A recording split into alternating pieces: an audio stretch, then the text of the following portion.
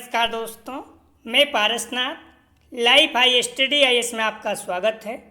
आज हम लोग आगरा यूनिवर्सिटी के बीएड सेकेंड ईयर एग्ज़ाम 2023 जो 26 अगस्त 2023 को एग्ज़ाम होने जा रहा है उसके लिए पेपर 202 अर्थात अधिगम के लिए आकलन या असेसमेंट फॉर लर्निंग का यूनिट 5 सांख्यिकी का प्रैक्टिस सेट 5 हल करेंगे।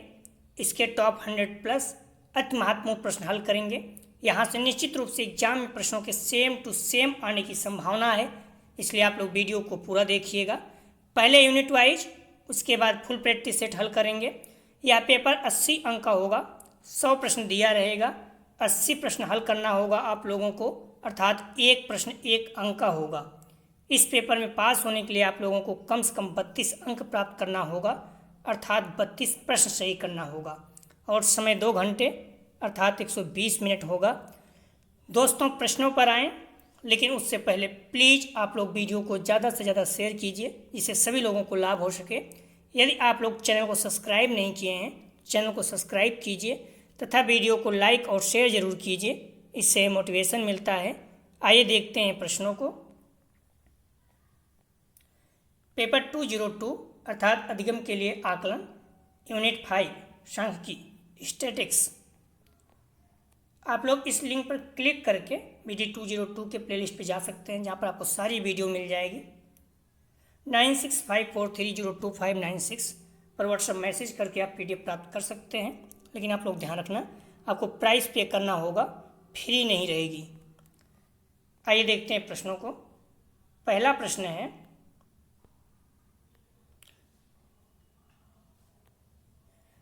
डेटा को 2 बराबर भागों में विभाजित करने वाला मान कहलाता है। तो डेटा को 2 बराबर भागों में विभाजित करने वाला मान कहलाता है A माध्यिका, B मानक विचलन, C मध्यमान, D बहुलक। सही जवाब हो जाएगा, इसका ध्यान रखना आप लोग, A माध्यिका। अगला प्रश्न है, अधिकतम और न्यूनतम मूल्यों के बीच अंतर को कहा जाता है। सही जवाब हो जाएगा B प्रसार। एक वर्ग अंतराल में अंकों की संख्या है। सही जवाब हो जाएगा, इसका ध्यान रखना, A आवृत्तियां। अगला प्रश्न है, प्रतिमान प्राप्तांक है। प्रतिमान प्राप्तांक है A सिग्मा या जेड प्राप्तांक, B टी प्राप्तांक, C स्टेनाइन प्राप्तांक, D उपयुक्त सभी। सही जवाब हो जाएगा D उपयुक्त सभी। अगला प्रश्न है, जेड प्राप्तांक के विन्यास का मध्यमान सदैव होता है। सही जवाब हो जाएगा, ध्यान रखना आप लोग, A 0 होता है, महत्वपूर्ण है। और जेड जो मानक विचलन होता है जेड प्राप्तांक का 1 होता है, ठीक है। जेड प्राप्तांक के विन्यास का मध्यमान सदैव 0 होता है और मानक विचलन जेड प्राप्तांक का 1 होता है, दोनों महत्वपूर्ण है। अगला प्रश्न है, टी प्राप्तांकों के प्रयोग का सुझाव दिया था। सही जवाब हो जाएगा, ध्यान रखना, C मैककॉल ने, महत्वपूर्ण है। टी स्कोर का प्रयोग मैककॉल तथा स्टेन स्कोर का प्रयोग RB कैटल ने सर्वप्रथम किया था। गिलफोर्ड ने C प्राप्तांक का प्रतिपादन किया था, तीनों महत्वपूर्ण है। मूल प्राप्तांकों को टी प्राप्तांकों में परिवर्तित कर दिया जाता है। सही जवाब हो जाएगा B ब्लूप्रिंट से। प्लीज़ आप लोग वीडियो को ज़्यादा से ज़्यादा शेयर कीजिए जिससे सभी लोगों को लाभ हो सके। अपने कॉलेज के ग्रुप दोस्त या जो भी आपके हैं सभी को शेयर कीजिए। जहाँ भी एग्जाम देने जाते हैं चैनल के बारे में बताइए। जो फर्स्ट ईयर वाले बच्चे हैं उनके लिए भी ध्यान रखना, जो राजा महेंद्र प्रताप सिंह का BEd फर्स्ट ईयर का भी हम लोग 2022 में कर चुके थे, और जो फर्स्ट सेमेस्टर सेकंड सेमेस्टर के हैं वो सारे सेम हैं। आप लोग सब्जेक्ट देख के सारे प्रैक्टिस सेट हल कर लीजिए, महत्वपूर्ण है। बस इतना और कर दीजिएगा, जो राजा महेंद्र प्रताप सिंह का भी एग्जाम हुआ है उसका भी आंसर की देख लीजिएगा, बाकी आपका पर्याप्त हो जाएगा। तो आप लोग ध्यान रखना, जो प्रीवियस ईयर क्वेश्चन है राजा महेंद्र प्रताप सिंह आगरा यूनिवर्सिटी, दोनों प्रश्नों का समावेशन है और दोनों के लिए टेस्ट महत्वपूर्ण है, हमेशा रहेगा। प्लस जो UP TET, C TET, NET JRF में प्रश्न आए हुए हैं उन सारों के प्रश्नों को रखा गया है जो महत्वपूर्ण एग्जाम में आ सकते हैं। तो आप लोग प्लीज़ इसे ज़रूर तैयार करके जाइएगा, सारे प्रैक्टिस सेट महत्वपूर्ण हैं। आइए देखते हैं प्रश्नों को। स्टेनाइन मापनी मानकीकृत मापनी है। तो ध्यान रखना, यहाँ पर साफ शब्दों में बोला है स्टेनाइन, 9 का मतलब 9 होता है। सही जवाब हो जाएगा ए, 9 बिंदु वाली। अगर यहाँ पर स्टेन होता तो 10 हो जाता। क्लियर? तो स्टेनाइन बोले तो 9 बिंदु वाली। क्लियर? ए इसका सही जवाब हो जाएगा। अगर स्टेन बोले तो 10 बिंदु वाली। दोनों महत्वपूर्ण है, दोनों पूछा गया, इस पॉइंट को ध्यान रखना। सहसंबंध गुणांक का निश्चित प्रसार होता है। तो सही जवाब हो जाएगा 9 का ए। या सदैव -1 से +1 के बीच में होता है, या फिर +1 से -1 के बीच में होता है। अगला प्रश्न है, सहसंबंध के प्रकार होते हैं। सही जवाब हो जाएगा सी, मात्रात्मक एवं गुणात्मक दोनों प्रकार के सहसंबंध।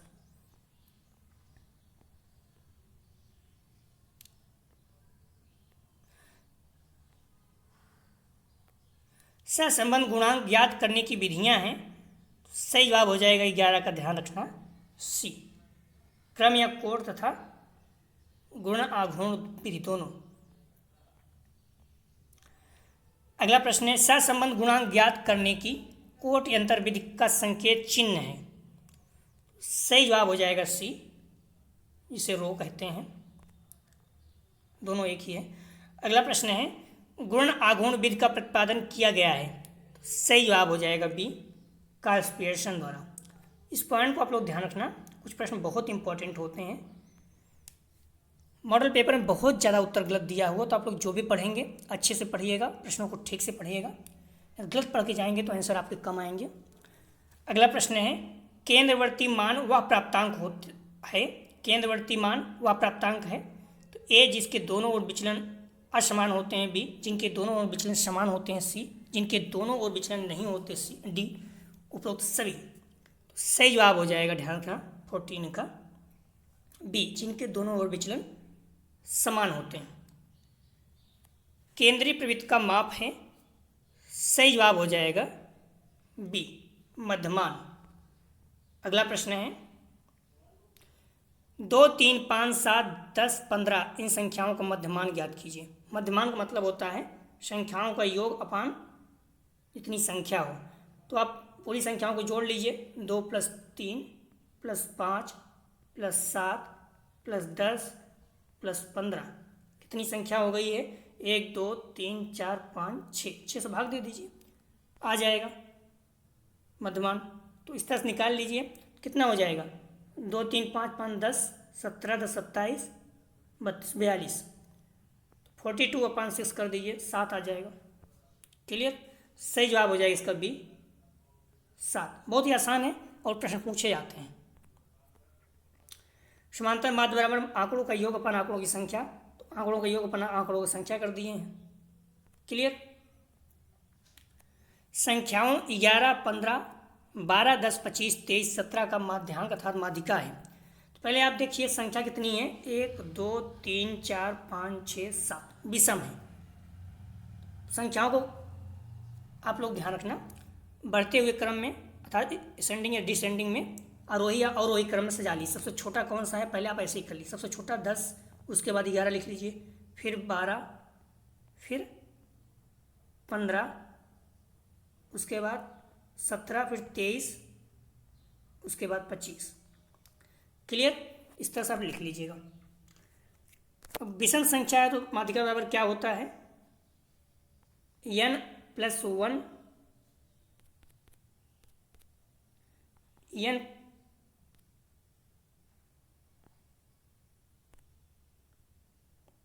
माध्यिका बराबर n + 1/2वां पद।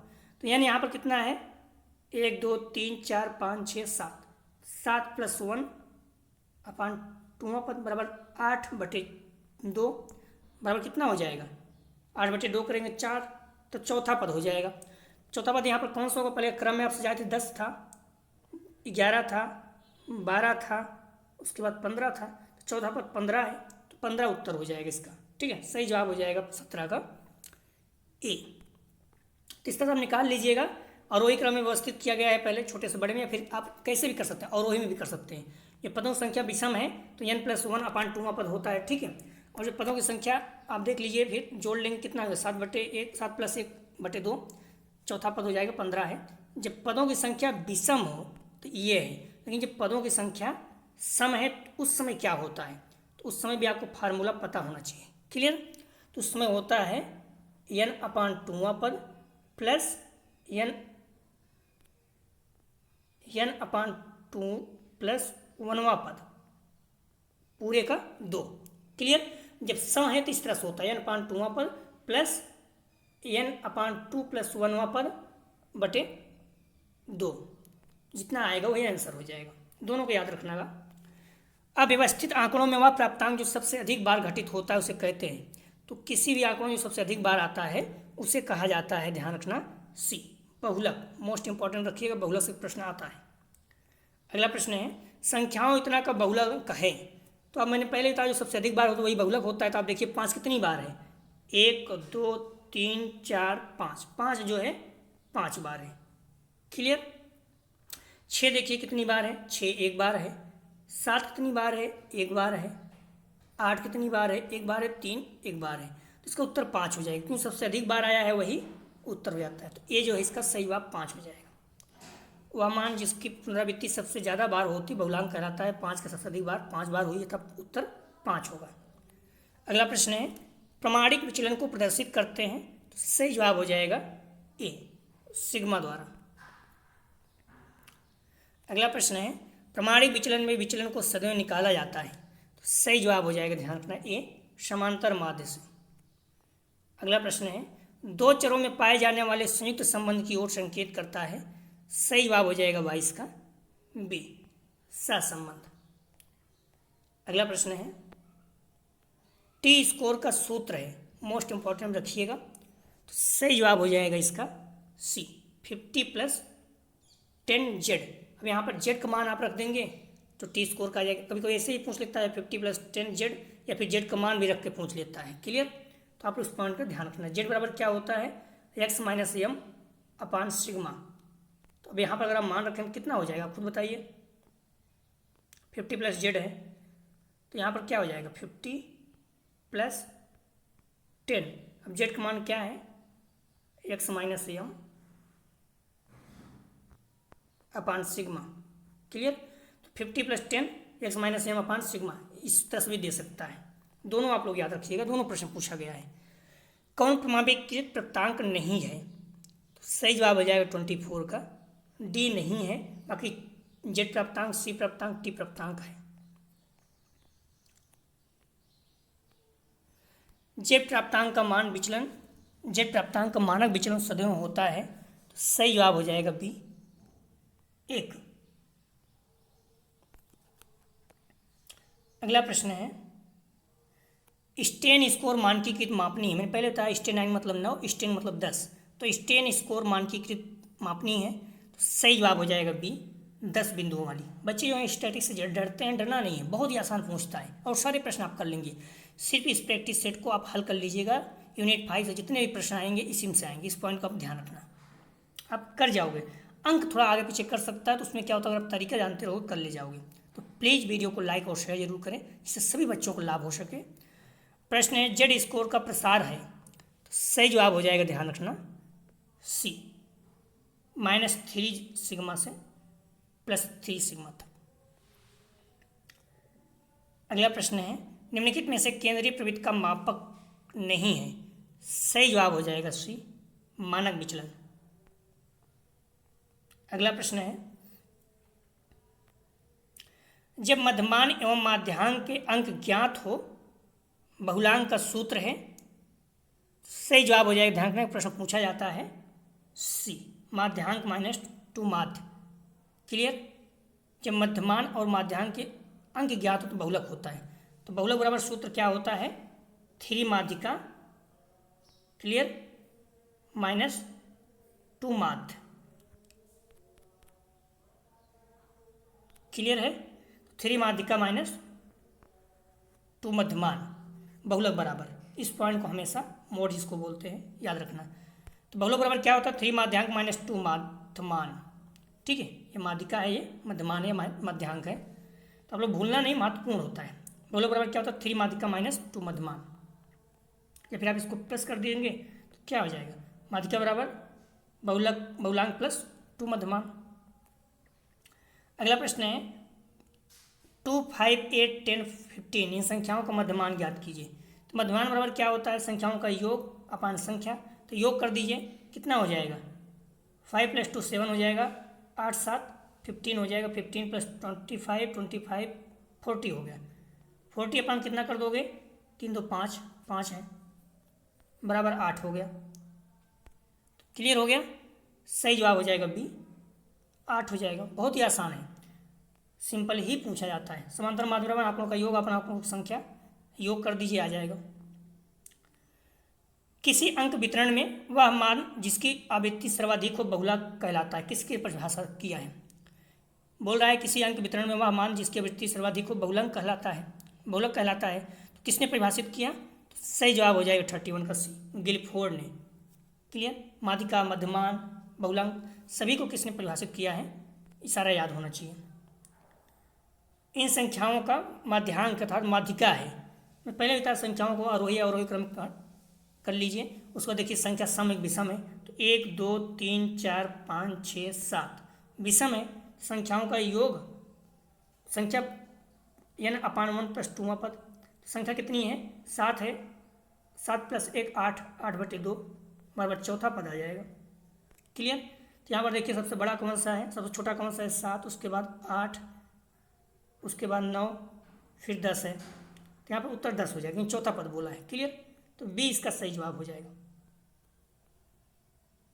ठीक है, 34 का सही जवाब हो जाएगा बी, आप लोग याद रखना। बाकी आप देख लीजिएगा सब बार बार, बहुत ही सरल आता है। विचलनशीलता का सर्वोत्तम मापक है, सही जवाब हो जाएगा 33 का बी मानक विचलन। यहाँ से प्रश्न निश्चित रूप से आते हैं, आप लोग अच्छे तैयार कर लीजिएगा, बहुत ही सरल रहेंगे। निम्नलिखित में से कौन केंद्रीय प्रवृत्ति सर्वाधिक स्थायित्व रखता है, सही जवाब हो जाएगा बी मध्यमान। अगला प्रश्न है निम्नलिखित संख्याओं का मानक विचलन क्या है, मानक विचलन पूछ रहा है। तो 1 2 3 4 5 अगर आप देखेंगे तो आसानी से निकल जाएगा, सही जवाब हो जाएगा बी √2। क्लियर, कैसे निकलता है आप देख लीजिएगा। मानक विचलन का सूत्र होता है, मानक विचलन का सूत्र होता है √σ x - n अपान x - n × 2/n। तो अगर आप इससे हल करेंगे तो आसानी से आ जाएगा। 1 2 3 4 5 है, तो यहाँ पर आप देखिए जिस तरह से आप हल करेंगे तो आपको तुरंत आ जाएगा। x मतलब होता है सही संख्याओं का योग, n मतलब होता है कितनी संख्या है 5 है, × 2 कर दीजिए अपान 5 से कर दीजिए तो आ जाएगा। ठीक है, आप देख लीजिएगा आसानी से हो जाएगा। आप इन संख्याओं का योग किए कितना हो जाएगा 15 हो जाएगा। 1 2 3 3 6 4 10 15। ठीक है, 5 संख्या है तो √15 - 5 15 - 5 × 2/5 15 सॉरी x - n अपान × 2/n है। तो 15 - 5 × 2/5। 15 में 5 माइनस कर दो कितना हो जाएगा 10 हो जाएगा, और 10 तो 2 गुणा करो कितना हो जाएगा 20 हो जाएगा। 20 भागे आप 4 कर दीजिए, 20 भागे 5 करो कितना हो जाएगा, आप इस तरह से 5 दूनी 10 आप हल करेंगे तो आ जाएगा। उस समय थोड़ा सा देखेंगे 3 5 15 15 - 5 10 हो जाएगा। उसके बाद अगर 10 में भाग देंगे 5 से तो एक बार आप सॉल्व कर लीजिएगा, शायद ये भी हो सकता है। तो क्लियर, तो इसको फार्मूला पे आप देख लीजिएगा। तो शायद ये मानक विचलन का जो सूत्र अलग होता है स्टैंडर्ड वाला, जैसे मानक विचलन का सूत्र का और होता है √σ d² अपान n माइनस सिग्मा d अपान n स्क्वायर, इससे आएगा। इसमें फिर आपको सारणी बनाना पड़ेगा। क्लियर है, तो इसमें सारणी वाले विधि से हल करना पड़ता है, इससे हल करेंगे तो आपको आ जाएगा √2। क्लियर है, तो आप में देख के निकाल लीजिएगा बुक में, नहीं तो फिर आप इस तरह से ध्यान रखना, जो भी चीज़ें हैं अगर आप अच्छे से सॉल्व करके जाएंगे तो बेस्ट रहेगा। क्लियर है? तो एक बार आप देख लीजिएगा, बाकी हम लोग जो टेस्ट अगला करेंगे का इस तरह से भी हल कर लेंगे। तो दोनों फार्मूला है, बट जिससे आ जाए वही आप देख लीजिएगा। ठीक है, तो इस फार्मूला अगर आप लगाएंगे तो इसका मान √2 जो है आ जाएगा। इस पॉइंट को ध्यान रखना। √σd² अपान n माइनस कोष्टक के अंदर d minus n sigma d minus n whole वर्ग √। ठीक है, तो इस पॉइंट को आप ध्यान रखना। तो 35 का सही जवाब हो जाएगा बी, √2। अगला प्रश्न है, टी प्राप्तांकों के प्रयोग का सुझाव दिया था। आप पॉइंट को ध्यान रखना, मैंने पहले ही बताया जेड प्राप्तांक, टी प्राप्तांक जितने भी हैं सारे का पता होना चाहिए। मैक्सिमम पूछा जाता है कौन सुझाव दिया। तो सही जवाब हो जाएगा 36 का सही जवाब हो जाएगा डी, मैकक्वाल ने। टी प्राप्तांक का सुझाव किसने दिया था? मैकक्वाल ने। 35 का बी था। अगला प्रश्न है 37, सहसंबंध गुणांक ज्ञात करने की विधियां हैं। ए कोट अंतर्वृत्त बी गुण अगुणवृत्त सी ए बी दोनों, डी में से कोई नहीं। सही जवाब हो जाएगा सी, ए बी दोनों। अगला प्रश्न है, कोट अंतर्वृत्त के प्रवर्तक हैं। सही जवाब हो जाएगा इसका बी, स्पीयरमैन। अगला प्रश्न है, कोट अंतर्वृत्त का सही सूत्र है। सही जवाब हो जाएगा ए। ध्यान रखना 1 - 6 सिग्मा d² अपान n कोष्टक में n² - 1। महत्वपूर्ण प्रश्न बार बार पूछा जाता है। क्लियर? समझ में आ रहा होगा। 1 - 6 सिग्मा d² अपान n² - 1। क्लियर? ए इसका सही जवाब है। अगला प्रश्न है, यदि x 70 m 50 और सिग्मा 10 हो तो z है। तो आप इसे हल करेंगे तो आसानी से आ जाएगा फार्मूले से। z बराबर क्या होता है? x - m अपान सिग्मा। तो आप हल कर लीजिए। x - m, x कितना दिया है 70, m कितना दिया है 50। 70 - 50 50 अपान 10 कितना हो जाएगा? 20/10 अर्थात 2 आ जाएगा। क्लियर? तो 40 का सही जवाब हो जाएगा 2 सिग्मा। z बराबर 2 हो जाएगा। अगला प्रश्न है, निम्नलिखित में से किसका मान सबसे अधिक शुद्ध है? इसमें से सही जवाब हो जाएगा, ध्यान रखना, ए, मध्यमान जो होता है सबसे शुद्ध होता है। अगला प्रश्न है, क्रमांतर विधि द्वारा सहसंबंध गुणांक निकालने की विधि दी है। सही जवाब हो जाएगा 42 का बी, स्पीयरमैन ने। सहसंबंध गुणांक का प्रसार है। सही जवाब हो जाएगा 43 का बी, -x से +1। हम लोग देख भी चुके हैं, महत्वपूर्ण है। अगला प्रश्न है, निम्नलिखित आंकड़ों का माध्यांक अर्थात माध्यिका पूछा है। तो 1 2 3 4 5 6 7 8 9 9 है, विषम है, तो कितना हो जाएगा? 9 + 1 अपान 2, मतलब 5वां पद हो जाएगा। क्या आप देख लीजिए, पहले आप आरोही क्रम सजा लीजिए। कितना है? 2 जो है 3 बार है ना, तो 2 2 2 3 हो गया। 1 2 3, उसके बाद कौन सी संख्या आएगी? 4 आएगी। फिर उसके बाद कौन सी संख्या आएगी? 5 आएगी। तो 5वां पद हो जाएगा, क्योंकि 1 2 3 6 3 9, हाँ 5वां पद हो जाएगा। 5वां पद कितना आ रहा है? 5। 5 इसका उत्तर हो जाएगा। बहुत ही आसान है, आप लोग अच्छे से सॉल्व करेंगे तो आ जाएगा। क्लियर? तो बी इसका सही जवाब है।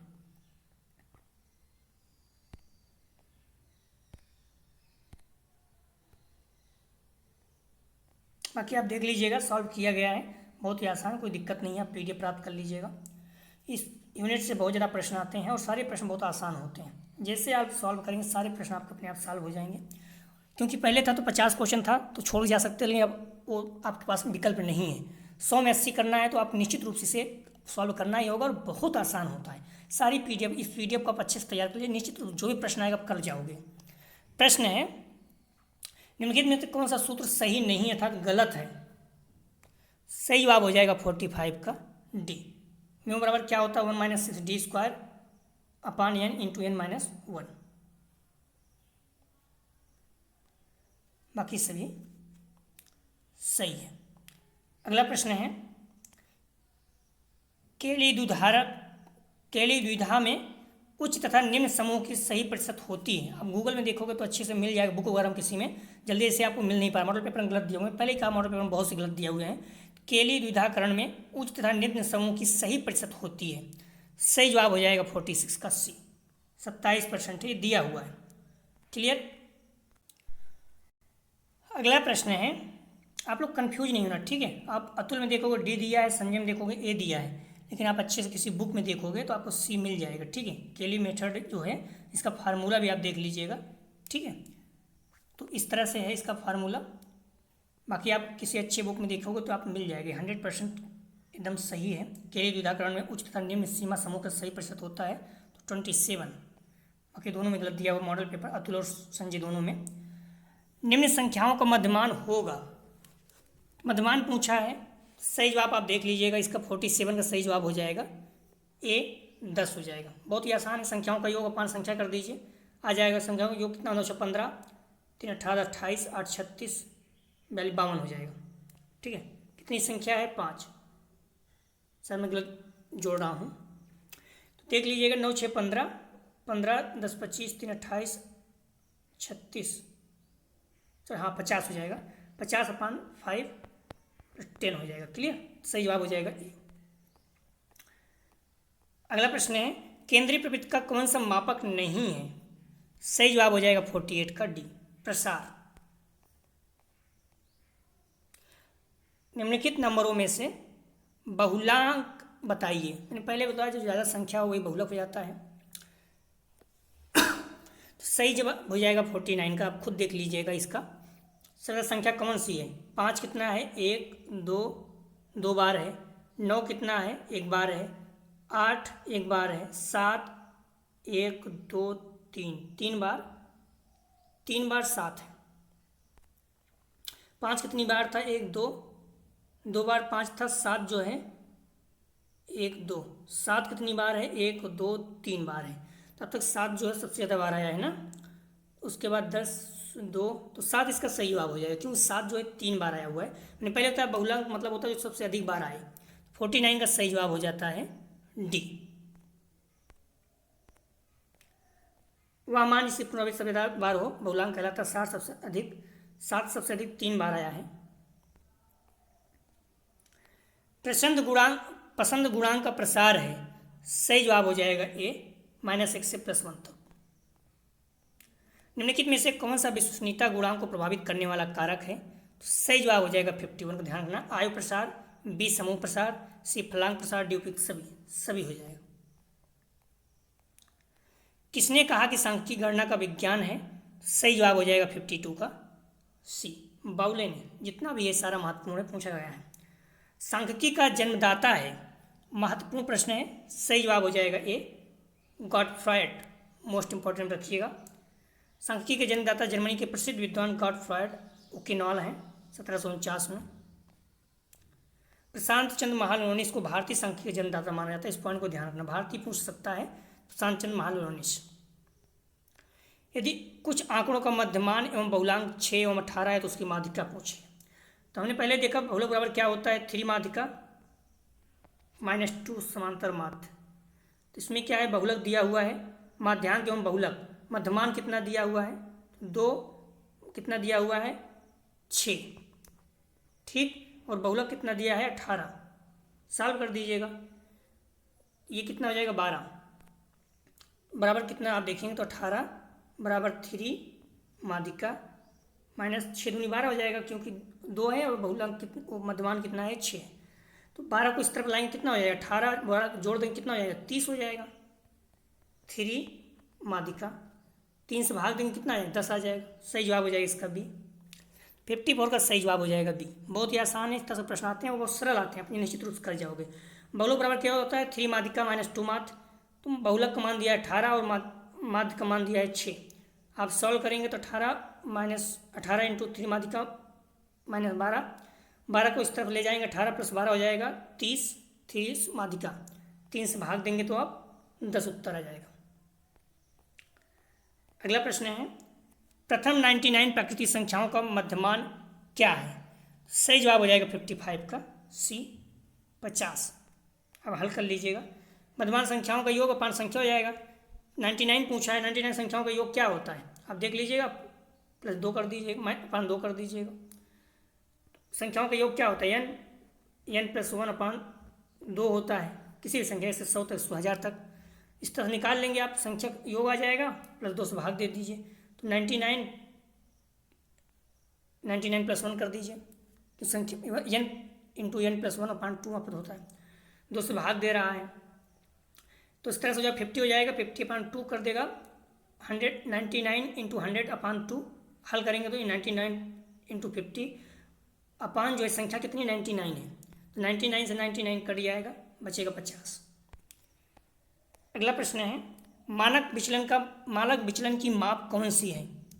सही जवाब हो जाएगा 56 का बी, विचलन।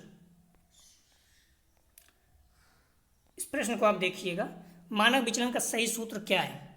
तो सही जवाब हो जाएगा 80, सही जवाब हो जाएगा, ध्यान रखना आप 57 का सही जवाब हो जाएगा सी। मानक विचलन बराबर क्या होता है?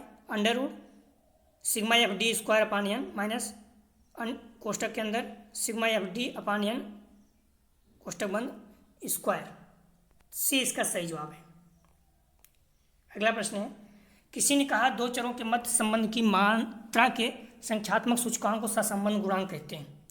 सही जवाब हो जाएगा 58 का, ध्यान रखना ए, चैपलिन। यदि सहसंबंध गुणांक का मान 9 + 95 हो तो यह क्या कहलाएगा? सही जवाब हो जाएगा 59 का सी, अति उच्च सहसंबंध। सहसंबंध गुणांक की गणना करने के लिए क्रमांतर विधि का विकास किसने किया? तो सही जवाब हो जाएगा सी, स्पीयरमैन ने। निम्नलिखित में से कौन सा प्रोडक्ट मूवमेंट विधि नहीं है? तो सही जवाब हो जाएगा 61 का सी, विकर्ण आरेख विधि। अगला प्रश्न है, जेड स्कोर में समूह का मध्यमान सदैव होता है। तो सही जवाब हो जाएगा ए, 0, और मानक विचलन 1 होता है, हम लोग देख चुके हैं। जेड स्कोर का मध्यमान सदैव 0 होता है, मानक विचलन 1 होता है। स्टेनाइन स्कोर का प्रसार क्या है? पहले देखा स्टेनाइन का मतलब 9 होता है और स्टेन मतलब 10 होता है। सही जवाब हो जाएगा इसका बी, 1 से 9। टी प्राप्तांकों के प्रयोग का सुझाव किसने दिया? सही जवाब हो जाएगा बी, मैकॉल ने। फ्लांग की त्रुटि है, सही जवाब हो जाएगा बी, प्रत्युत्तर त्रुटियां। जेड स्कोर में सिग्मा का मूल्य सदैव होता है, सही जवाब हो जाएगा 66 का बी, 1। अगला प्रश्न है, औसत ज्ञात करने की सबसे छोटी विधि है। तो सही जवाब हो जाएगा 67 का बी, कल्पित मध्यमान विधि।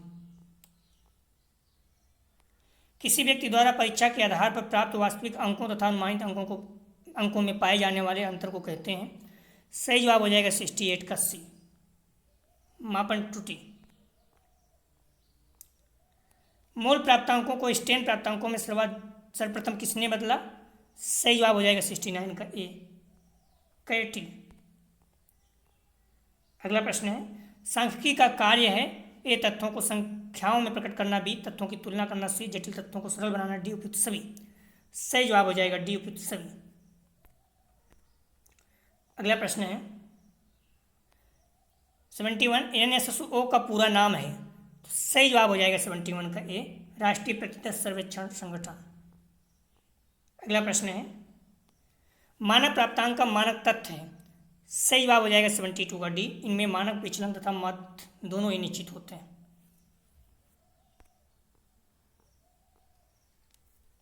सांख्यिकी की प्रकृति है। सही जवाब हो जाएगा 73 का बी, विज्ञान एवं कला। स्टेनाइन प्राप्तांक का औसत सदैव होता है। सही जवाब हो जाएगा 74 का बी, 5।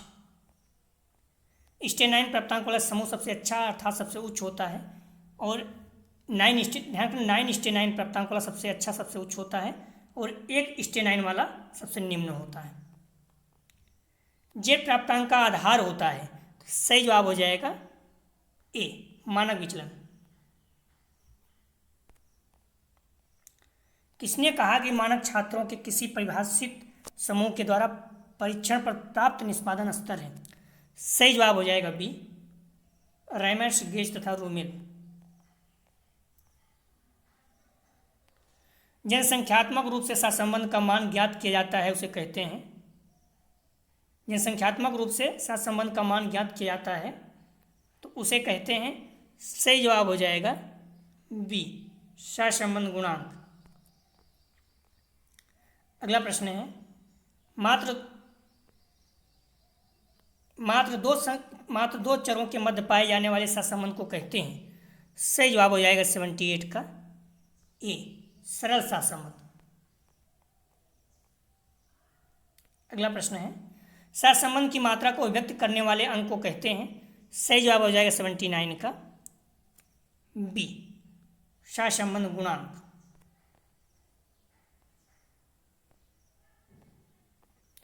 अगला प्रश्न है, सहसंबंध को किस आधार पर ज्ञात किया जाता है? तो सही जवाब हो जाएगा बी, ग्राफ अथवा संख्या आधार पर। गुण आघूर्ण सहसंबंध को कहते हैं? सही जवाब हो जाएगा बी, पियर्सन आर। यदि माध्यांक का मान ज्ञात करने में पदों की संख्या विषम हो तो कौन सा पद माध्यिका होगा? मैंने पहले बताया था आपको, यदि पदों की संख्या विषम है तो उसके बाद क्या होगा, अगर सम है तो क्या होगा। जब विषम हो तो क्या होता है?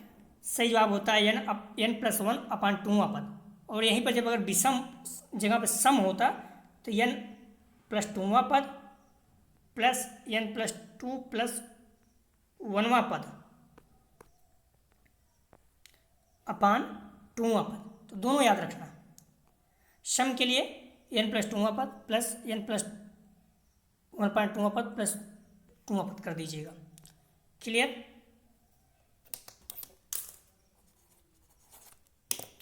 अगला प्रश्न है, प्रतिगमन विश्लेषण माप है तो 83 का सही जवाब हो जाएगा, ध्यान रखना, बी, संबंध की मात्रा।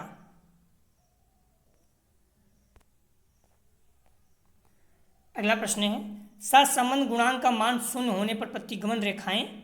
सही जवाब हो जाएगा 84 का, ध्यान रखना, सी, एक दूसरे के लंबवत होंगी। अगला प्रश्न है, वितरण की गणितीय मध्यमान से विचलनों के वर्गों के मध्यमान के वर्गमूल के मानक विचलन कहते हैं या कथन है? सही जवाब हो जाएगा ए, रसेल का। कार्ल पियर्सन का सहसंबंध गुणांक है तो सही जवाब हो जाएगा 86 का सी, उसके प्रतिगमन गुणांक के गुणनफल का वर्गमूल। अगला प्रश्न है, औसत ज्ञात करने की सबसे छोटी विधि को कहते हैं? तो सही जवाब हो जाएगा ए, कल्पित मध्यमान विधि। सांख्यिकी के प्रकार हैं तो सही जवाब हो जाएगा 88 का सी, ए बी दोनों, प्रचलन सांख्यिकी और प्रचलन दोनों। मध्यमान कहते हैं तो सही जवाब हो जाएगा 89 का सी, प्राप्तांकों का औसत। मानक विचलन माप है तो सही जवाब हो जाएगा 90 का बी, विचलन का। प्रसारण का वर्गमूल वर्ग विचलन का मध्यमान मूल या मानक विचलन कहलाता है, कथन है? सही जवाब हो जाएगा बी, बाकर का। सांख्यिकी में एफ किसका प्रतीक है? तो सही जवाब हो जाएगा बी, आवृत्ति का। वास्तविक प्राप्तांकों के अधिकतम प्राप्तांक और न्यूनतम प्राप्तांकों के बीच अंतर को कहा जाता है? तो सही जवाब हो जाएगा बी, प्रसार क्षेत्र। बीजगणित विवेचना संभव नहीं है तो सही जवाब हो जाएगा 94 का सी, माध्यिका और बहुलक दोनों। 5, 10, 15 का समांतर माध्य कितना होगा? बहुत ही आसान है, आप देख लीजिएगा, तीनों को योग कर दिए कितना हो जाएगा? 15, 30 और 3 से भाग दीजिए 10 हो जाएगा।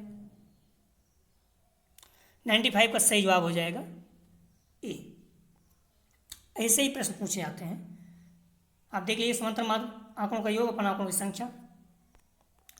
अगला प्रश्न है, जब अव्यवस्थित अंक या अन्य माप क्रम में व्यवस्थित हो तो मध्य का अंक मध्यांक कहलाता है। यह कथन है। सही जवाब हो जाएगा 96 का ए, H.E. गैरेट। अंग्रेजी की परीक्षा में 5 छात्रों में क्रमशः 50, 20, 15, 16, 17 अंक प्राप्त किए। इनका मध्यमान ज्ञात कीजिए।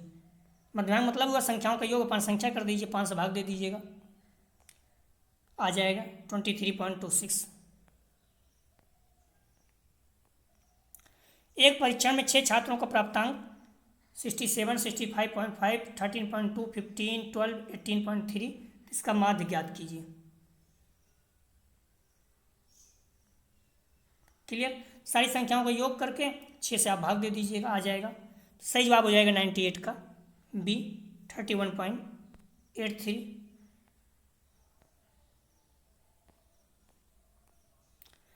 आप देख सकते हैं संख्याओं का योग अपन आंकड़ों की संख्या, आंकड़ों का योग कर दीजिए, कितना आएगा 191/6 कर दीजिए, 31.83 आ रहा है। तो बी इसका सही जवाब हो जाएगा 98 का। किसी प्रश्न में आपको संदेह है तो कमेंट सेक्शन में बता सकते हैं। प्लीज़ वीडियो को लाइक और शेयर जरूर कीजिए, सभी बच्चों को लाभ हो सके। अपने कॉलेज के ग्रुप दोस्त यार जो भी हैं सभी को शेयर कीजिए। और ध्यान रखना, ये प्रश्न ये पेपर थोड़ा टफ होता है, तो आप लोग पहले से बोल रहा हूँ, जो भी टाइम है आपसे देख लीजिए, बुक वगैरह में अच्छे से पढ़िएगा। अगर आप इस यूनिट को पूरा तैयार कर लेते हैं जो पढ़ा रहा हूँ, तो जो भी प्रश्न आएंगे मैक्सिमम आपके हो जाएंगे। प्रश्न है, माध्य विचलन ज्ञात करने के लिए श्रेणी माध्य है। सही जवाब हो जाएगा ए, माध्यिका। यदि कुछ प्राप्तांकों का मध्यमान 26 तथा माध्यांक 25 उसका बहुलक ज्ञात कीजिए। बहुलक बराबर क्या होता है 3 माध्यिका -2 माध्य। तो यहाँ मध्यमान बोला है 26 और माध्यांक बोला है 25। तो 3 × 25 कर दीजिए, क्योंकि माध्यिका कितना दिया है। बहुलक बराबर क्या होता है 3 माध्यिका -2 माध्य बराबर 2 × 26 कर दीजिए, हल कर दीजिए। यहाँ 75 हो गया, -52 हो गया, कितना हो जाएगा 3 हो जाएगा, 2 हो जाएगा, 23 हो जाएगा। इसका उत्तर ए इसका सही जवाब है। सॉल्व कर लीजिए, बहुत ही आसान रहता है, तब प्रश्न पूछा जाता है। अगला प्रश्न है, मानक प्राप्तांक का माध्य हमेशा, सही जवाब हो जाएगा 0 होता है और विचलन 1 होता है। बार बार कह रहा हूँ, मोस्ट इंपॉर्टेंट है। जेड प्राप्तांक को यह भी कहा जाता है। सही जवाब हो जाएगा सी, ए बी दोनों, सिग्मा और रिड्यूस्ड स्कोर दोनों।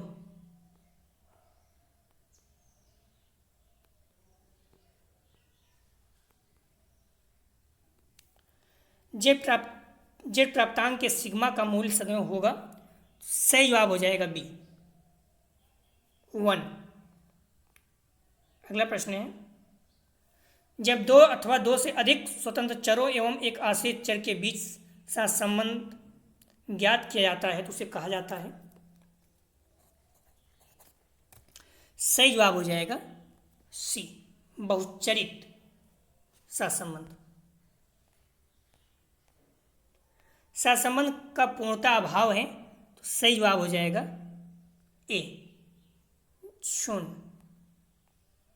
अगला प्रश्न है, सहसंबंध ज्ञात करने की प्रमुख विधि है तो सही जवाब हो जाएगा सी, उपयुक्त दोनों, विक्षेप चित्र, कार्य का सहसंबंध गुणांक दोनों। वह रेखा चित्र जिसमें संचयी या वृत्ति को प्रदर्शित किया जाता है कहलाता है। तो सही जवाब हो जाएगा 107 का बी, संचयी अवलेख वक्र। अगला प्रश्न है, किसी अंक वितरण में वह मान जिसकी आवृत्ति सर्वाधिक को बहुलक कहलाता है या कथन है। तो सही जवाब हो जाएगा ए, गिलफोर्ड का। महत्वपूर्ण है, प्लीज़ वीडियो को लाइक और शेयर जरूर करें। कॉलेज ग्रुप दोस्त यार जो भी आपके बीएड कर रहे हैं, प्लस जहाँ एग्जाम देने जाते हैं वहाँ भी बताइए। प्रश्न है, मध्यमान का गुण है। तो सही जवाब हो जाएगा 109 का ए। इसकी गणना करना आसान है या निश्चित गणना द्वारा प्राप्त होता है या केंद्र प्रवृत्तियों की तुलना का आधार है। डी उपयुक्त सभी। सही जवाब हो जाएगा डी उपयुक्त सभी। अगला प्रश्न है, मध्यमान का दोष है। तो सही जवाब हो जाएगा डी, उपयुक्त सभी। इसकी आवृत्ति का ग्राफ में प्रदर्शन नहीं हो सकता, इसको देखकर अनुमान नहीं लगाया जा सकता या वितरण प्रणाली का प्रतिनिधित्व करता है। तो सभी सही है। अगला प्रश्न है, मध्यांक का उपयोग किया जाता है जब। तो सही जवाब हो जाएगा, ध्यान रखना इसका, ए असमान वितरण की स्थिति में मध्यांक ज्ञात करना हो, बी जब अंक समूह का वास्तविक मध्य बिंदु ज्ञात करना हो, सी जब कम शुद्ध केंद्रीय प्रवृत्ति का मान आवश्यक हो, डी उपयुक्त सभी। सही जवाब हो जाएगा डी तीनों। अगला प्रश्न है, महत्वपूर्ण प्रश्न, कुछ पॉइंट आप लोग ध्यान रखना। पैराडाइज लिगेंड नामक पुस्तक के लेखक कौन है? John Milton. Statics is a science of estimates and prohibited, यह कथन है बोर्डिंग का। तीसरा, सांख्यिकी प्रश्नों का संग्रह, उसके विश्लेषण तथा निष्कर्ष निकालने का विज्ञान, यह कथन है कैडाल का। सभी पदों को 5 से गुणा करने पर बहुलक 5 गुना बढ़ जाता है। सांख्यिकी में मध्यमान को यम से, माध्यिका को यम डीएन से और बहुलक को यम ओ से निरूपित किया जाता है। सभी पद मूल्यों में 50 घटाने पर माध्यांक 50 कम हो जाएगा। P50 माध्यिका का प्रतिनिधित्व करता है। किसी विद्यालय के प्रोफेसर का मासिक औसत वेतन ज्ञात करने के लिए तथा कक्षा में छात्रों का औसत बौद्धिक स्तर ज्ञात करने के लिए समांतर माध्यिका प्रयोग किया जाता है। विचरण गुणांक का सूत्र है सिग्मा अपान ए इंटू 100। प्रमाणिक त्रुटियाँ sigma upon under root n। गुणोत्तर मान तथा GM बराबर AM into HM। 12 Z score बराबर X minus M upon sigma. T score बराबर 50 प्लस 10 कोष्टक के अंदर X minus M upon sigma. Sten score 5.5 plus 2 X minus M upon sigma. Sten 9 score 5 plus 2 X minus M upon sigma. तो सारे महत्वपूर्ण है, आप याद रखना। यदि आप इस लिंक पर क्लिक करते हैं तो आप इस प्लेलिस्ट में पहुंच जाएंगे जहां पर सारी वीडियो BG202 की मिल जाएगी। आपको PDF चाहिए तो 9654302596 पर व्हाट्सएप मैसेज करके आप PDF प्राप्त कर सकते हैं, लेकिन ध्यान रखना आपको चार्ज देना होगा, फ्री नहीं रहेगा। पेपर 202 अर्थात अधिगम के लिए आकलन, इसका फुल प्रैक्टिस 6 हल करेंगे आगे। तो प्लीज़ आप लोग जितना भी समय बचा है बुक और मॉडल पेपर या जो भी आप नोट्स वगैरह बनाए हैं अच्छे से पढ़िए, अपने आप पे विश्वास रखिए, प्रैक्टिस सेट हल करते रहिए, आप लोग बहुत अच्छे अंक आएंगे। पहले क्या था 100 में 50 करना था, आसानी से हो जाता था, लेकिन 100 में 80 करना है तो आप किसी भी यूनिट को छोड़ के नहीं जा सकते हैं। यदि आप इस यूनिट को जो मैंने प्रैक्टिस सेट कराया सारे सॉल्व कर लेते हैं, निश्चित रूप से आपको मैक्सिमम प्रश्न हो जाएंगे। दोस्तों डिस्क्रिप्शन और कमेंट सेक्शन दोनों जगह पर टेलीग्राम व्हाट्सएप ग्रुप का लिंक दिया गया है, आप लोग ग्रुप ज्वाइन कर लीजिए, इससे आप लोगों को नोटिफिकेशन प्राप्त हो सके। प्लीज़ आप लोग वीडियो को ज़्यादा से ज़्यादा शेयर कीजिए, इससे कॉलेज के ग्रुप दोस्त यार जो भी BEd कर रहे हैं, जहाँ एग्जाम देने जाते हैं वहाँ पर भी आप लोग वीडियो को ज़्यादा बच्चों के बारे में बताइए, इस चैनल के बारे में। जो BEd के फर्स्ट ईयर के बच्चे हैं, ध्यान रखना आप लोग, उनके लिए भी प्रैक्टिस सेट हम लोग हल कर चुके हैं 2022 में।